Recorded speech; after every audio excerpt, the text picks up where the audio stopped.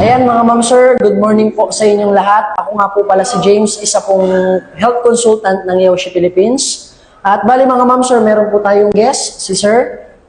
Siya po ay magbabahagi ng konting testimonial sa mga nangyari po sa kanya dito sa kanyang pagte-therapy po dito sa Yoshi. Ayan sir, ano po ang pangalan nyo? Ako po, si Joselito Boy Bautista, taga Santa Rita, Bulacan, Indo, Bulacan. 62 years old.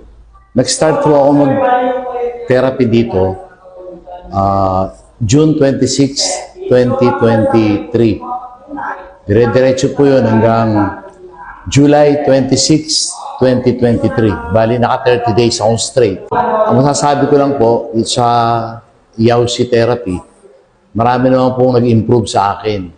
Kagaya na lang po nung yung hingal, malaki yung nabawas nun.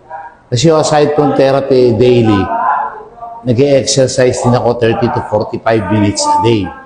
Eh sabi nga nila, natutunan ko, malaking bagay yung nag-e-exercise ka daily at bukod doon, nagte-therapy ka rin araw-araw. Kaya po sa ngayon, nagsimula na naman ako ng August 3, hanggang ngayon tuloy-tuloy. Bali ngayon, ika-third month ko na nagte-therapy. Eh, isa pang nakita ko, after 1 month namin, nagpa-blood chem kami. Ang sponsor ko, yung aking anak na doktor. Naging outcome naman, yung mga dating mataas, nag-level up. Pero hindi naman totally lahat. Pero malaki na in-improve.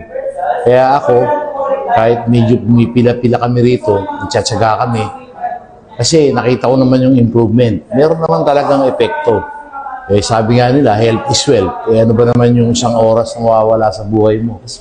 Kaya po, ang ginagawa ko talaga, kahit may lakad ako, in-schedule ko, para makarating dito kahit na gabi, kahit hapon. Yun lang naman ang kailangan dito eh, tsaga-tsaga lang. Hindi naman pwedeng isalang kagad eh. Kaya po ako'y naniniwala, isa mga nakadinig ko sa akin ngayon, kailangan po meron kayong perseverance, saka yung will na maka-attend araw-araw, makapunta. Marami po salamat. Yes, yun po yung mga kanyang ibinahagi na nangyari po sa kanyang pagte-therapy dito. So, si sir po ay 3 months, tama po? 3 months na po siyang nagte-therapy dito, araw-araw po siya.